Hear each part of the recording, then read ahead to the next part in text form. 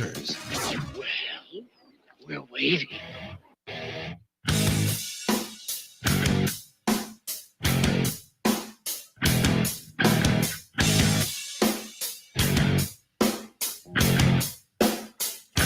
Well, welcome into the rundown on Fox Sports Radio 1400 around the world on the iHeartRadio app. My name is Rob Sanders.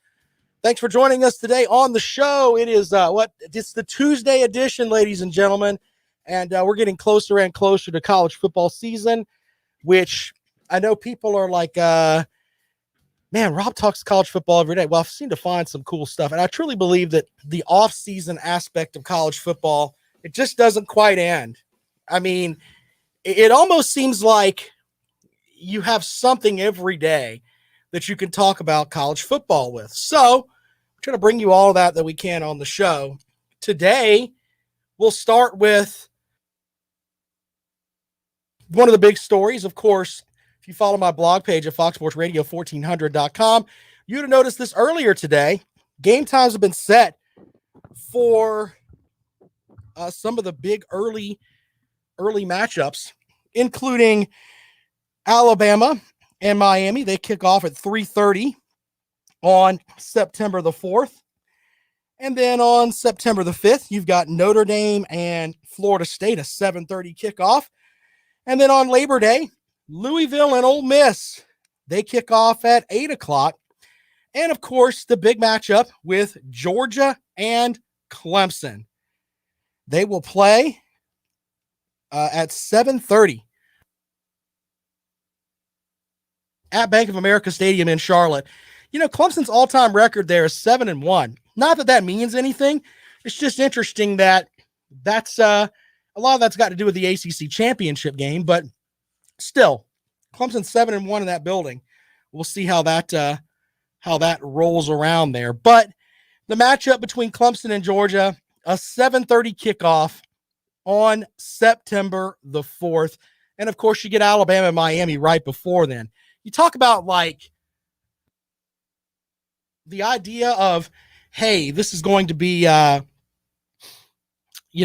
of the it's obviously going to be a lot of interest anyway, but that's set there.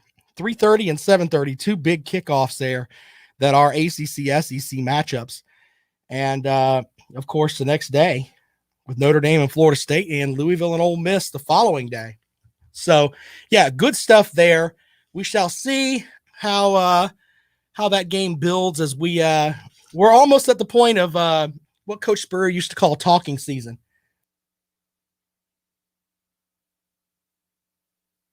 That's kind of where we're at right now. All right, in addition to that, yesterday was a good day for if you're a Gamecock fan, because South Carolina announced, hey, we're going to schedule some non-conference games and we're going to do some home-and-home games. Yes, that's a big deal.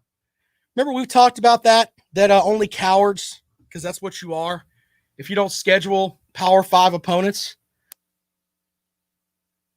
You get one in Rob's book of scheduling. You get your 8 conference games. It should be 10 conference games. That way you take it away from the athletic directors that are galactically stupid. But since we're going to give them some leeway here, let them have their 8 games. You can have one game against your rival. You have one game that is against an in-state team. The other 2 games should be against Power 5 teams, period. I mean, it's as simple as that. Then that way you can't have what Florida has done, where they haven't played a non-conference regular season game outside the state of Florida since like the 90s. That's a fact. But South Carolina made the move along with North Carolina. They'll play a home-and-home series in 2028 and 2029, the 2 schools announced. Listen to how this changes the schedule for South Carolina. Now, the Gamecocks, by the way, they're going to play this season. It's Eastern Illinois, East Carolina, Troy, and Clemson. Next season, it's Georgia State, Wofford, Charlotte, and Clemson. The following season in 2023, you've got North Carolina, Furman, Liberty, and Clemson. Potentially that Liberty game could be interesting. But then 2025 is a really interesting year for the Gamecocks as far as their schedule goes. They've got Virginia Tech. It is at a neutral site, so we'll give them a little bit of a okay on that.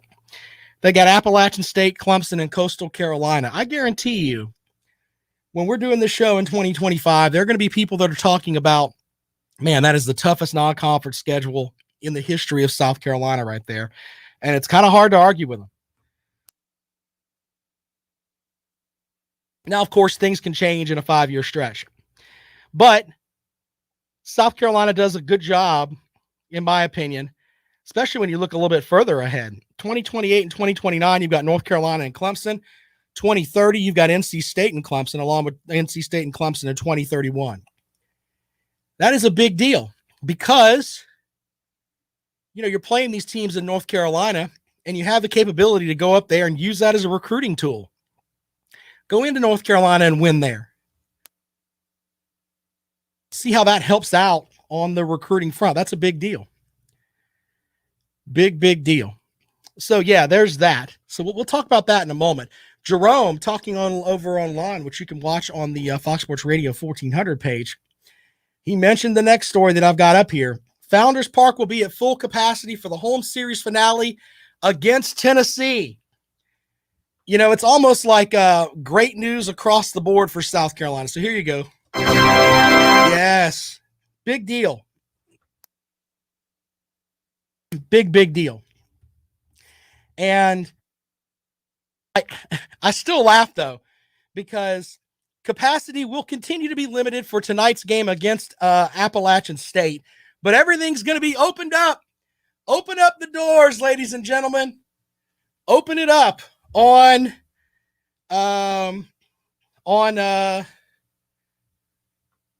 the day after App State leaves.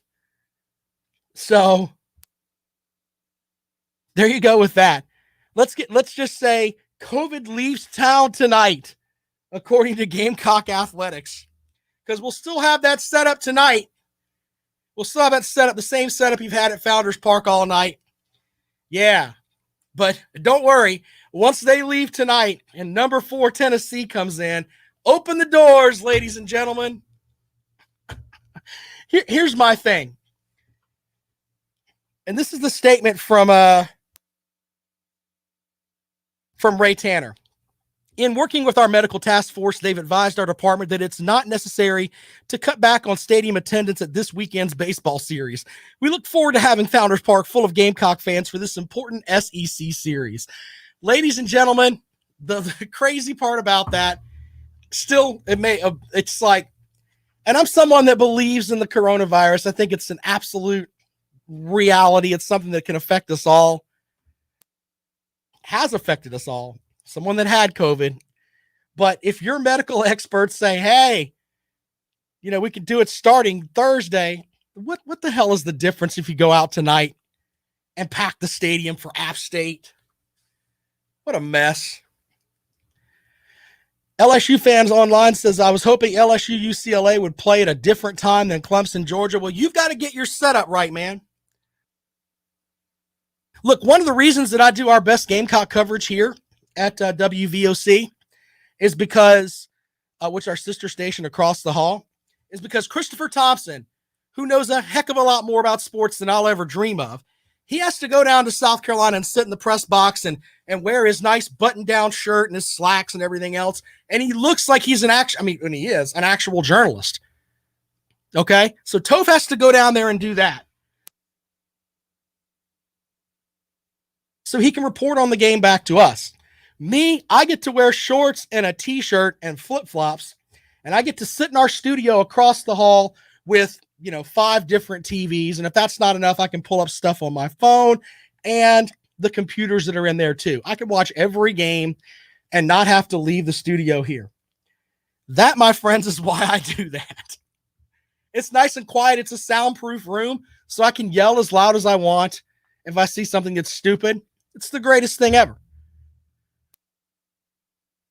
Trust me, it's going down and sitting in the press box is work. I don't want to do that. I just want to sit here and interact with folks on Twitter, which I do during the games. And I can watch all the games at once. It's pretty cool. But anyway, going back to the Gamecocks of the baseball series, it's going to be a huge series with Tennessee. Absolutely huge series with Tennessee this weekend. Now, South Carolina's still kind of on the fringe. They're one of the 20 teams, but I think D1 Baseball said that they thought they would be one of the teams that was left out. They kind of put a fire to that over the weekend when they went up and just slapped Kentucky around, kind of putting some dim on the playoff or the tournament hopes there for the Wildcats. But South Carolina looking like a good baseball team right now as I think opening up everything as far as capacity goes. I don't know if that's going to help or not. I don't know if the NCAA is going to put restrictions on that. We'll find all that out. Selection Sunday is what, as far as the regional host sites, when they'll eliminate 4 teams that were a part of the 20, is on May 30th. May 31st is Selection Monday. Yeah, it's going to be great. Jimmy online says Tennessee will leave COVID-19 in Knoxville in a McDonald's bag. Uh-oh. That's not nice, Jimmy, but I approve. All right, so the one question that I have for folks is, and here's the other thing too. It was announced that as long as you're outdoors at Founders Park, if you're outdoors at Founders Park, you don't have to wear your mask. Now, if you go indoors, they want you to do that. But, where you're going to go indoors to go to the bathroom, that's pretty much it. Go to the concession stand. If you're sitting in your seat, you don't need your mask, according to they're encouraged, but not required. So kind of a big deal there for South Carolina. But obviously, COVID-19 leaves tonight when Appalachian State leaves Founders Park. After that, open it up, ladies and gentlemen. 803-978-1832, 803-978-1832. By the way, it's your move, Clemson. Your move there, folks. You've got the big matchup with Duke, which, let's be honest, it's not as a tantalizing matchup as South Carolina and Florida State. But if Clemson wants to make the NCAA tournament, they need these 3 wins over Duke this weekend. And I'm talking about all 3 of them. And they need to play well in the ACC tournament. That would probably help a good bit too. So all of that wound together, if I'm up at Clemson, I'm just going to use the adage South Carolina's using. Well, App State leaves. It should leave the entire state, right? Knock it up, man. Let's go. Jerome says, honestly, Rob, I'm like you. I like watching it at home just as well with cold, cheap beer. There's nothing wrong with cold, cheap beer, sir. Let's just be completely honest. He's talking about, now they won't let me drink here at the station. I should input that as part of something we can fix with the COVID-19 stuff. Allow Rob to have some beers during the game. That would work out well. No, because then Rob would be sloshed for post game, and we don't need that. The limited filter that I already have would be completely off if I'm over there pounding, a 12-pack of beer during a football game. I'll open the post-game show and Lord knows what I might say. We'll get ratings for one show. It'll be the last show. They may cut me off in the middle of the show. Get the hell out of here, Sanders. You can't say that stuff on the radio. What's wrong with you? That's what would happen, ladies and gentlemen. But on the good side, that's one of the better parts of working on game day. And the other part is that the wife's like, oh, Rob's working. Imagine that. I am working, but I'm watching the college football games. Anyway, we'll take calls on that at 803-978-1832, 803-978-1832. That is the number to call if you'd like to join us here on the rundown. By the way, Tennessee and Arkansas, their baseball coach, they kind of got into it. They had 3 one-run games with Arkansas winning the opener 6-5, Tennessee winning game 2 8-7 on a walk-off homer. Arkansas won the series with a 3-2 win on Sunday. And apparently the coaches were just kind of chawing at each other. You know what? I like that. I like the mentality of coaches that, you know what? Yeah, we're going to play in the league and I can respect who you are, but I don't have to like you. I don't have to like you at all. I think when we see that now, we expect coaches to be ambassadors for the school. And look, you can be an ambassador for the school, but you can have the mentality of, I don't like that guy. I think a good example of it is Dave Doran and Dabo Sweeney. I don't think those two like each other. I really don't. I think they may respect each other a little bit, but as far as absolutely liking each other, they don't like each other. I believe that. I think that's better for the sport. Having some rivalries like that are great.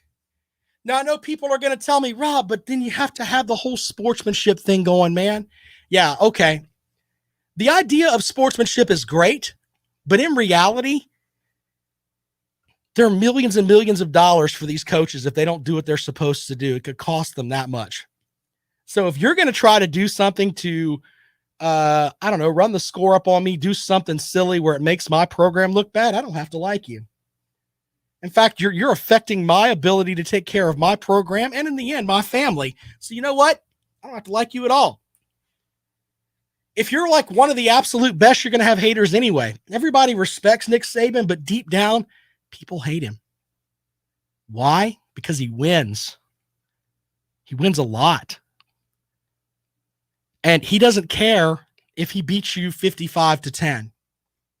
He doesn't care about any of that. He doesn't care if he comes to your team, he comes to your school and blows you out when all the alumni are there. He doesn't care. So what happened with Tennessee, who was number 4, and Arkansas was number 1, I think is what the rankings were. And Arkansas goes in there and wins 2 out of 3 in a closely heated series. And the coaches have words with each other. And by the way, shout out to the Tennessee coach who kept his mask up on his face. He used COVID-19 to help him, ladies and gentlemen. You can make out some of the words from the Arkansas coach, but the Tennessee coach had the mask over his face. He could have been dropping F-bombs and everything else at that coach, and you never would have known it. That's a veteran move, sir. I can appreciate that. In fact, if I were a coach at that level, I would wear my mask all the time. I'm just trying to protect from germs. Umpires wouldn't be able to see what I was saying. Whatever. You can hear it, but you don't have to see it. So I can appreciate that. All right, so we're taking calls this afternoon, 803-978-1832. Post-spring top 25 from USA Today. We'll go into that. And, I've got some predictions. Yes, some predictions for the SEC. We'll get into that in just a moment. Of course, right here on the Rundown on Fox Sports Radio 1400. Of course, around the world on the iHeartRadio app. I'm on Twitter at Rob Sounds Good. We will be right back.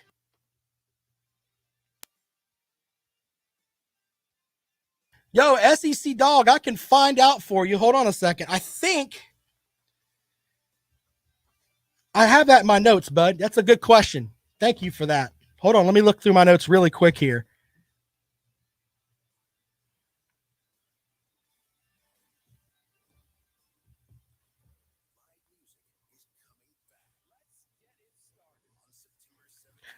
They may not have announced it yet because they didn't know about. Hold on. I thought I saw something on that. Bear with me, sir.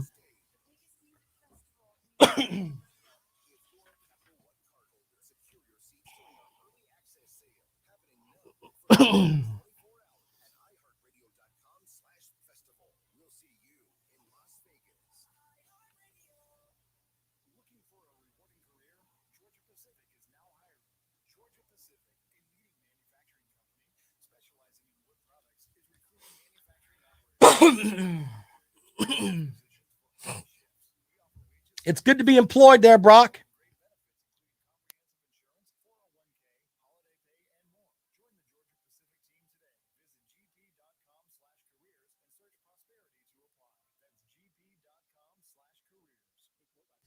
SEC dog, what I would tell you is I've got 3 different sites And from what I gather, it looks like Clemson will be the home team.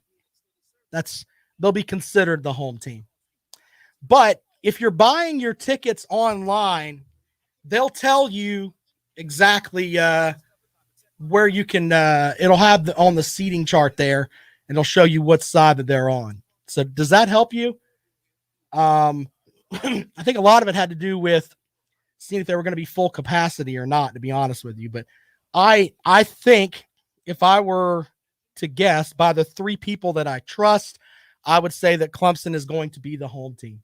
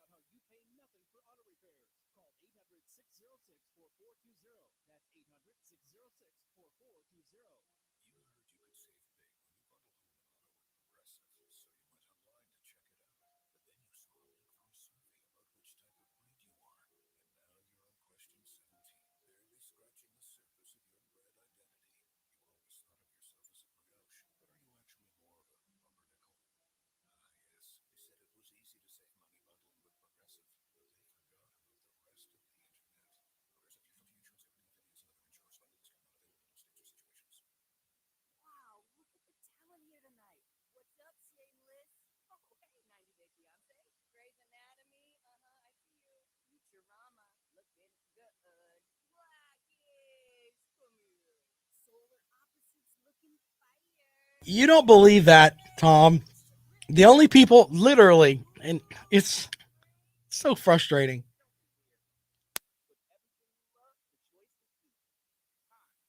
Silly. Silly, silly, silly.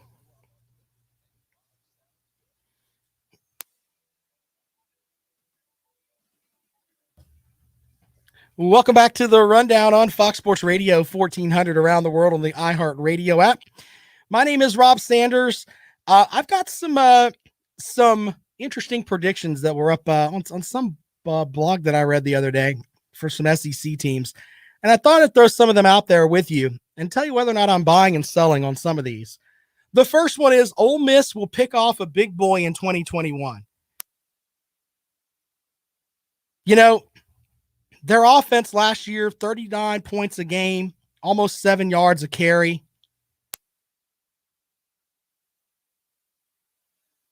Yeah.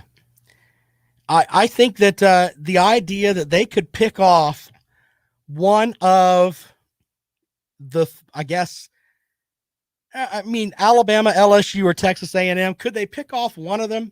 Yeah.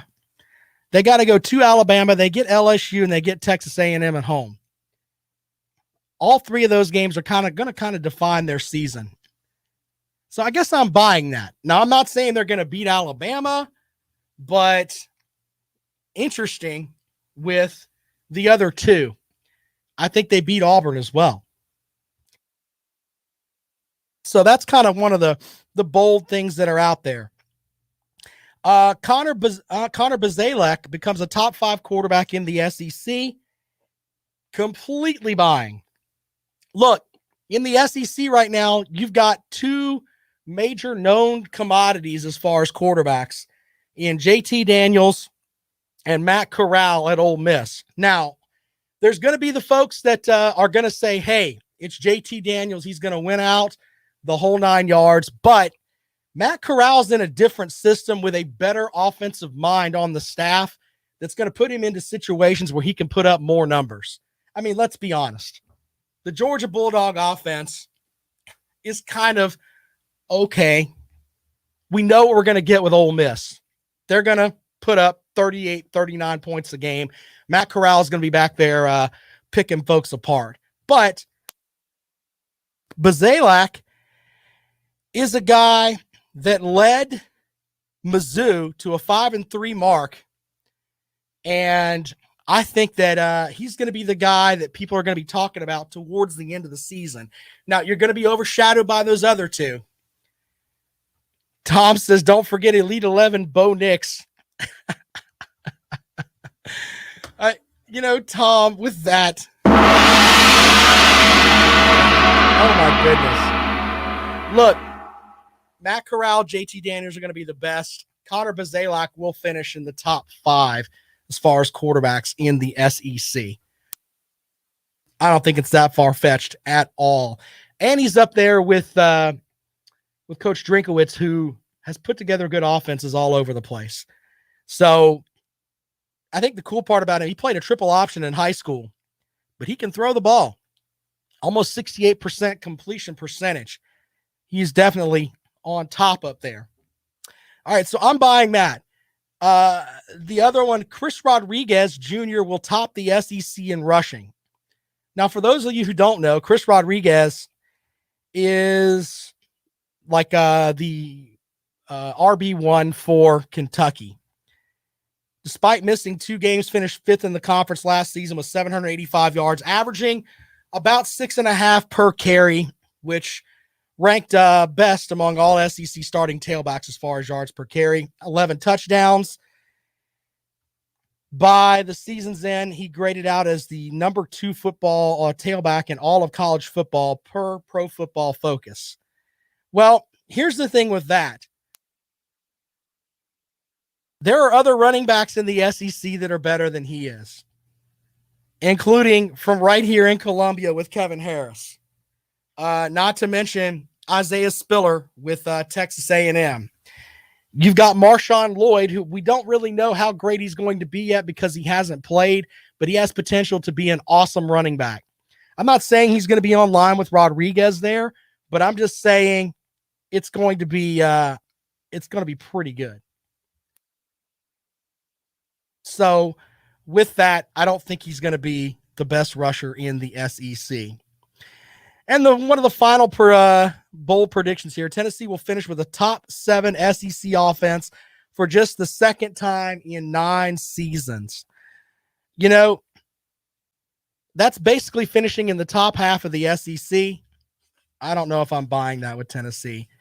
These people that think that Tennessee is going to win 7 or 8 games, I don't know about all that. Out to the phones we go, 803-978-1832. 803-978-1832 is the number to call. And welcome into the program. Good afternoon. Hey, man, listen to the show. Thanks. Ole Miss won't scare anybody next year that they're not supposed to beat. Why is that? They have no defense at all. Yeah, but 0. In reality, you can have no defense, but if that offense for the other team isn't completely up to snuff, you're going to need at least 38 to beat them every game. That's why they have the wide receiver they had left. I get More that, left. but he wasn't the complete offense, though.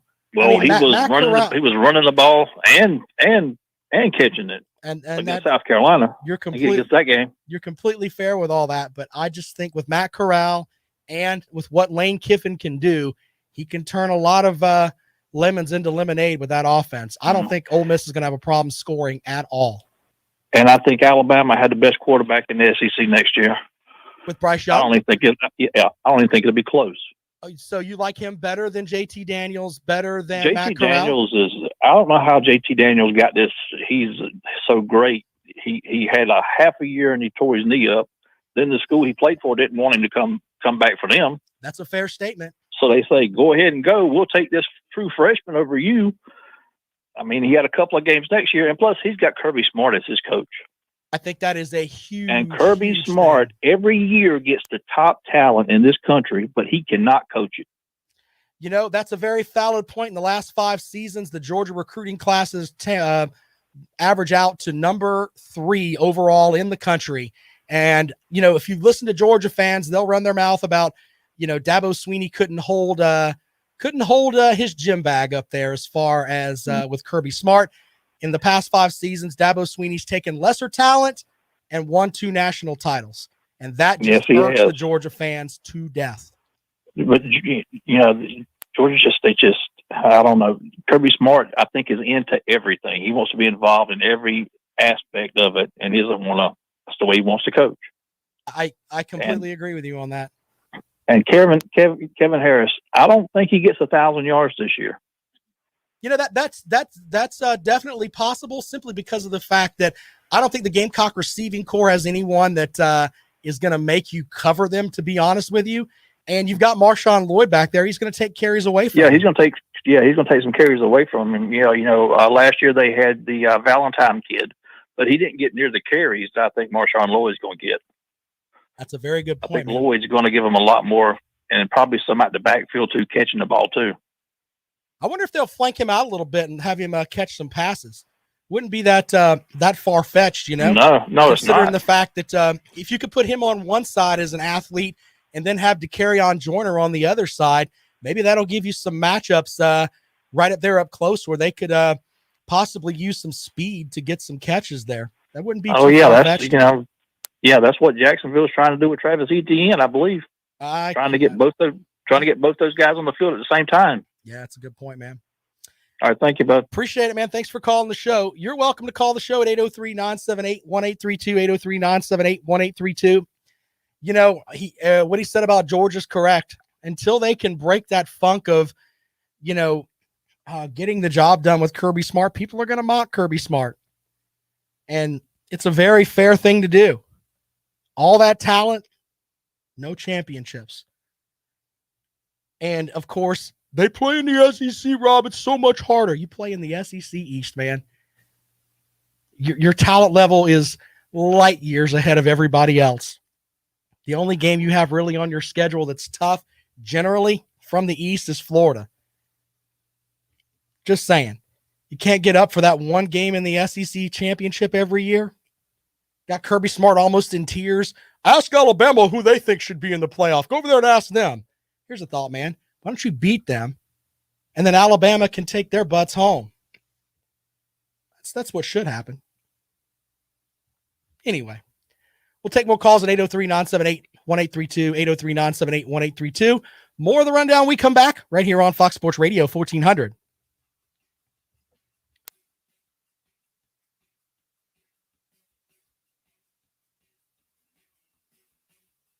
Tom, your hatred is outstanding. I'd like to think that you're a pretty knowledgeable person, but you've got to get these blinders off of you. I understand that Clemson beat you senseless, and you wish that your program was somewhere near the validity of what Clemson is, but you can't get within 3 touchdowns of them. And I know it hurts your feelings, and I know that you're going to tell me, well, we had a 5-year run, and it's like, yeah, but do you hang a banner for that? I mean, come on, man. I know they hurt your feelings, but calm down. Yes, they don't play Clemson every year. Thank you, Tom. They don't have Clemson on their schedule every year. You're exactly right. Making my point for me over there. Appreciate that. Brandon, thank you for watching the show, buddy. Shout out to Brock, too. I know Brock's got a job, so he can't tune in now. He can watch later on. It'll be up there. Look, with the talent that South Carolina's had on defense, I mean, Kinlaw was outstanding. J.C. Horn, pick number 8, first defensive player picked in the draft. You know? Wouldn't it be crazy if all that defensive talent that Muschamp recruited, the guys that stayed and everything else, finally put it all together this year and were able to quite possibly put together a good enough defense where the Gamecocks win 7 or 8 games. That could happen. Actually, James Robinson had, I think it was close to 1,500 yards from scrimmage. So, yeah. Look, if you listen to the show, Tom, I thought it was a bad move for Jacksonville to draft him anyway. They basically drafted another guy that they've already got there. Should have drafted a left tackle. It's just like the Bengals should have drafted a left tackle. So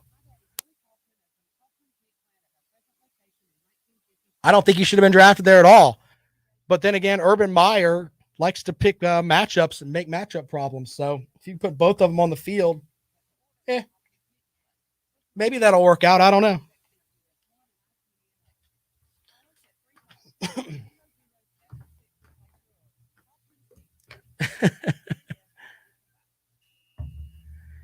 Because you have constant Clemson hate, sir, across everything. We can look at your posts from before, man. I know Clemson's your Super Bowl. You've shown that. Everything with you is like Clemson could win 8 Heismans and 12 national championships in a row, and you'll be like, whatever.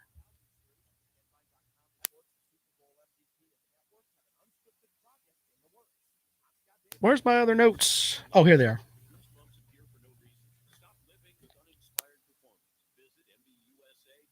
Y'all, it's going to be like 97 degrees this weekend. It's going to be hotter than hell. Welcome to the Devil's Armpit.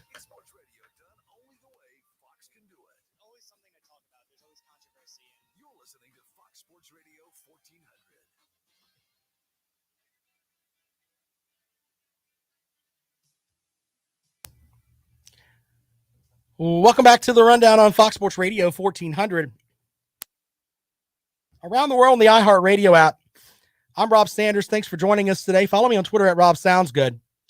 We've got one interesting thing that I was thinking about, and I was sharing it with the folks in our chat room over there, which you can find at foxsportsradio1400.com on the Fox Sports Radio 1400 Facebook page. I'm sorry.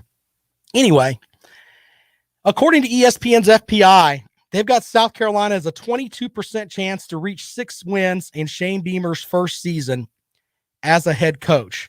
In the SEC, only Vanderbilt is projected with a lower chance at 15% to get that 6th win. Now, I think I've said from the start here, I think South Carolina wins 6 games. But wouldn't it be interesting if all of that talent that Will Muschamp got on defense actually melded themselves together and produced a pretty good defensive unit that's good enough to get the Gamecocks to that 6 to 7 win plateau? And, you know, the misery that was the Will Muschamp era, you get like a spoonful of sugar with to make that medicine go down a little bit better, because guys like Ricky Sandage and Jordan Birch and Pickens and all those guys, they get coached up correctly, and they end up being a pretty good SEC defense. That's pretty cool. I think that would be pretty cool there. Tom says, who took over for Muschamp at Florida? Wasn't it, it was, I can't remember the guy's name. But, yeah, he didn't do, he ended up doing okay. Anyway, but they have South Carolina at 22% chance to get there. I think that, in my opinion, I think South Carolina gets to those 6 wins. The more and more I look at it, I think they should be in the mix there for Eastern Illinois, East Carolina, and Troy. I think they're a better football team than Vanderbilt. That puts them at 4 wins. Can they beat Kentucky, Tennessee, and Mizzou? Those are the three that are out there. And you know what? Auburn may be a gong show by the time they come to Columbia. We shall see. We shall see. But I don't think 6 wins is that far-fetched, especially if that defensive talent can come together for South Carolina. But 6 wins, if they get to 6 wins, man, I think it'll be built on that Gamecock defense, because the offense, I think it's going to be a work in progress. Because let's be honest, everywhere that Will Muschamp has gone, his 2 stops, it took almost 2 years to get the offense back to somewhat par down at Florida, where with people transferring out and everything else. So, yeah, I think you may have some issues on offense, but that defense might be all right. It might. Bama Matt says, Clemson versus Georgia. I can't stand either team, but I'm going with the dogs in that one. That's funny. I was talking about how it's going to be hot this weekend. Yeah, Jerome with a good point. 95 for 3 or 4 days. Welcome to the armpit of the earth, man. That's where South Carolina is. It's hot. Hot, ladies and gentlemen. They opened up Founders Park just in time. You can go and cook. Well, actually, it's 7 o'clock matchups Thursday and Friday night. That Sunday matchup, though, or Saturday matchup, yeah, that's going to be, you're going to have an opportunity to bake right there. Series finale Saturday at noon, ladies and gentlemen. Saturday at noon. Oof.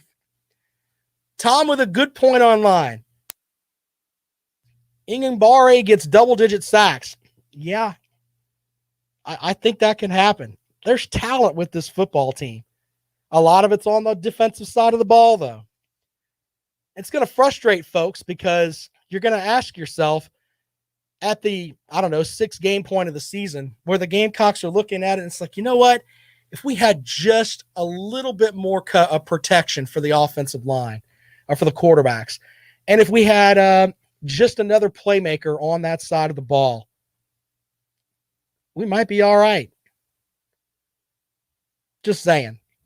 For folks that are looking for South Carolina to be terrible, they could win 4 games, but they could win 6. It's not that far-fetched. 803-978-1832, 803-978-1832. That is the number to call. If you'd like to join us here on the Rundown on Fox Sports Radio 1400. Victor says, you think that's hot, Rob? I live in the desert in California by Palm Springs. Don't come during the summer. No, sir. I'm not going to the desert for nothing. Let's put that out there. I like to travel, but I'm not going to no damn desert. You can write that off. That's not happening. All right, 803-978-1832. 22% chance South Carolina wins 6 games according to ESPN's FPI. We're filing this, and I've said this before. All of this preseason stuff that we get where folks are putting out all of their predictions, filing it in my bookcase over here. And we're going to see, because at the end of the season, you won't be able to find any of these predictions anywhere. All of these writers and stuff, it's like they literally hide their stuff once the season starts because they don't want you coming back and calling them out. They don't want their credibility questioned at all. And I know people are like, really, Rob? I'm serious. Go look for FPI at the beginning of last season. It's hard to find. Can't find it. And ESPN updates it every week. So I'm keeping all of it. I'm printing all of it out. And it may end up being my bookcase of blunders because we may laugh about this in December. That may happen. More of the Rundown when we come back. You're listening to Fox Sports Radio 1400.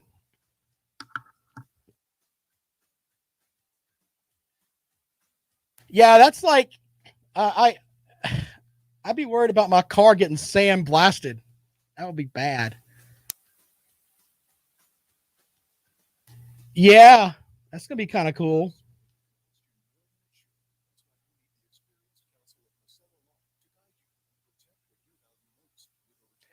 You know, SEC Dog, you and I agree on that.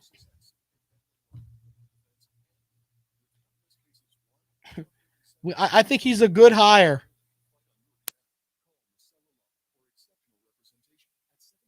I mean, they got to give him some time. You got to get that Will Muschamp stank off this team. And that's real. I mean, he has screwed this program into the millennium, with especially the way that he recruited on the offensive side of the ball. It's going to take 2 years to get the offense right. Give the guy a chance. I might like that. You know, my buddy Mark, who used to do sports in the upstate, he lives in God, where is it? He's like in North Dakota. I kind of want to go up there like in the fall when it's just not like blue cold, but just cold enough. You got a couple inches of snow, but not a lot. I could see myself as one of those people that like would live in a place like that in the summer, but then come back down in the winter to the south. I could do that.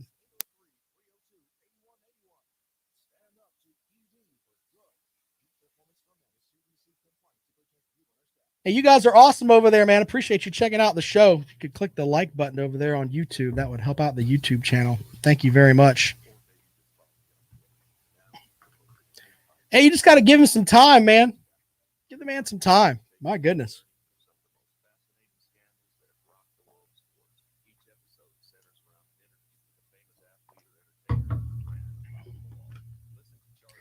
Yep. So for those who don't know what David's talking about, one of my buddies is about 5 foot flat. I'm going down for the Clemson LSU game in 2025. He's agreed to let me throw him like a gnome. We're going to have a board and everything. I'm going to have a bullseye. Watch. We'll film that, put that on the YouTube page. Welcome back to the Rundown. Final segment here on Fox Sports Radio 1400. Around the world on the iHeartRadio app. Appreciate you guys joining us on the show today. 803-978-1832, 803-978-1832. A couple things before we get out of here. COVID will officially be leaving Founders Park after the App State game tonight. The Gamecocks will have that matchup, and then everyone that can have a ticket can go down to the game. They'll have normal capacity for the baseball stadium for the Tennessee Volunteers, the number 4 team in the country, where I think if South Carolina wins that series, they're going to get an opportunity to be a host, in my opinion. Clemson up there in the mix with Duke this weekend. I wonder if in the next day or so we're going to hear something about the capacity at Founders Park, up at Doug Kingsmore, will just magically be like South Carolina. That's probably going to end up happening. Would not surprise me in the least. So there's that. We'll have to see how that goes for Clemson. But Clemson probably needs that set up for the Duke series. Anyway, my final thing this afternoon, USA Today released their top 25 for the post-spring. And I want to go over a couple of these. Alabama's at number 1. They were at number 1 before. Lots of people are in love with Oklahoma, moving them up from 3 to 2. And at number 3, they move Ohio State from 5 to 2 or 5 to 3. This comes back to the Big Ten has a bunch of people that write for them that went to Northwestern. And they just remember back in the days when Ohio State was beating them senseless. And they're like, well, we have to have Ohio State in the top 5. That has to happen. I truly believe that. Clemson stays put at number 4. Georgia drops from. Now, what did Georgia do in spring practice after spring practice ended to drop from 2 to 5? Oh, nothing. Just Ohio State writers finally decided we got to put Ohio State up there. It's the way that it is. Iowa State comes in at 6. Cincinnati moves up from 9 to 7. I tell you what, man, the fact that Luke Fickell is there is interesting. I don't know how long he's going to be there. Texas A&M drops from 7 to 8. Notre Dame drops from 8 to 9. Florida stays at number 10. LSU moves up from 15 to 11. North Carolina moves from 11 to 12. Wisconsin from 14 to 13. Oregon from 13 to 14. And the list goes on down from there. Your other ACC team that's in the mix here is Miami. They opened up at 18. They were at 19. And let's see here. Coastal Carolina, they were at 24. They move up to 23. And then, of course, you've got another member of the Sun Belt in there, Louisiana Lafayette. They were not ranked, but they end up at 25. Once again, our bookcase of blunders, we're going to put this over here, over there. I'm filing all of this away so we can mock these folks who put this stuff out there. Not that they're wrong. I think just the thing that bothers me is that they'll start feeding you a little bit of, well, I said this at the beginning of the season. No, you didn't. No, you didn't. SEC Dog says preseason rank means 0. They can rank us 50th for all I care preseason. Yeah. The only rankings that really matter are the ones at the end of the season, which goes back to my thing with the scheduling. At the end of the year, how many top 25 teams did you play in the regular season? When they put out the final poll at the end of the year, how many top 25 teams did you play? When you look at it from that perspective, as an SEC team, remember, Alabama won the national title last year. They did it by beating 2 top 25 teams in the regular season. Boy, that SEC schedule is hard. 2 top 25 teams at the end of the year. It's the same amount the Clemson beat. Just saying. Just saying. Those little fact things kind of hurt feelings a little bit. Victor Online says, what do you think of Albert Pujols on the Los Angeles Dodgers? Well, here's what I think. If you guys have been listening to this show for a while, you remember my buddy Jonathan Reed, who passed away. We used to do a podcast called 803 Baseball Nerdcast, which you could still find. It's still on the iHeartRadio app. And we would talk about things as far as, St. Louis and the Braves and everything. It was just baseball. Just baseball. Very, very good stuff. And it would come out to, he would always talk about how great Albert Pujols was. So the best years of Albert Pujols' career were with the St. Louis Cardinals. They overpaid for him when he was with the Angels. And now the Dodgers are just having him there. And he's basically going to be a guy that's going to sit on the bench, and he's going to be a heck of an option to come in there late in the game and be a great bat off the bench. And by the way, I think that's a great way for him to go, because it gives him an opportunity to have a goodbye type season where he can go around to every stadium and they can do what Chipper Jones did, where each stadium gets a send-off for Albert Pujols. I think that's great. Absolutely great. So the guy, when he was playing at a high level, he was called the machine because he was one of the most gifted players that's out there as far as at the plate. David says, what did LSU do to merit knocking on the door of the top 10? I don't know. That's why we're putting all of this in our thing over there. I'm telling you, our shows in December are going to be callback shows. And by the way, I want to bring that back on Mondays too. My buddy Jonathan Reynolds used to host a show here. It was like Reaction Monday or Overreaction Monday. I want to have that on Monday. I want the phone calls lit up on Monday with either A, you're upset, or B, you're mocking the team that you just beat. We should have that here. Little throwing hands back and forth between teams. Not a something we look down upon here on the Rundown. Now, my buddy Lawton Swan, he wants everybody to be happy. That's fine. We like Lawton Swan. He is, of course, the czar of Clemson sports. You can check him out every day from 4 to 6 right here on Fox Sports Radio 1400 and around the world on the iHeartRadio app. Stop looking at me, Swan. Yeah, check out his website, ClemsonSportsTalk.com. Brandon says, earlier I was talking about the home and home series. They're also doing a home and home with Miami in 2026 and 2027. Yes, because South Carolina gets it. You can't just lean on, we play an SEC schedule. It's not going to work. They're doing that because they know that in 2025, they're probably going to revamp the college football playoff, and 2 wins over top 25 teams like what Alabama had last year may not be enough. Going to need a little bit better. Just saying. So they also have NC State on the schedule in 2030 and 2031. Virginia Tech in 2034 and 2035. So look for teams around the country to do that. You're going to have to if you want to stay ahead of the game. It's just the way that it is. By the way, tonight, you've got Charlotte and Indiana playing for a chance to advance in the playoffs. If there is tomorrow is my favorite, okay?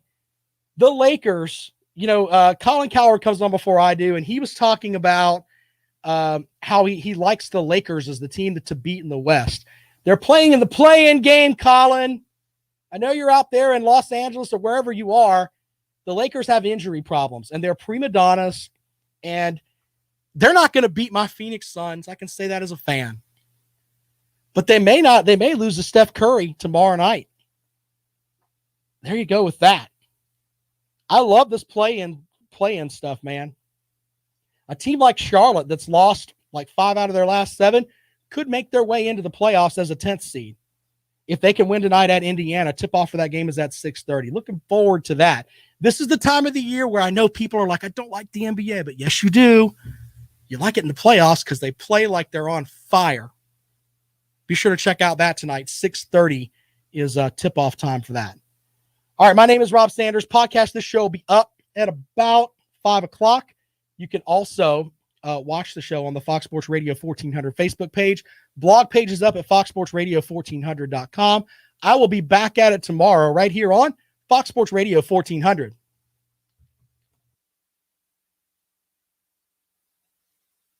Yes, they play the winner of that game. So it's tonight's game between the Pacers and the Hornets is win or get the hell out. I'm looking forward to that. I like that kind of basketball. And by the way, Charlotte with Ball, if you haven't had an opportunity to catch him play, now when you watch the NBA, you got to look at it from a perspective of hold on, let's see who this is. Hello. Yeah, what's up? What's going on, man?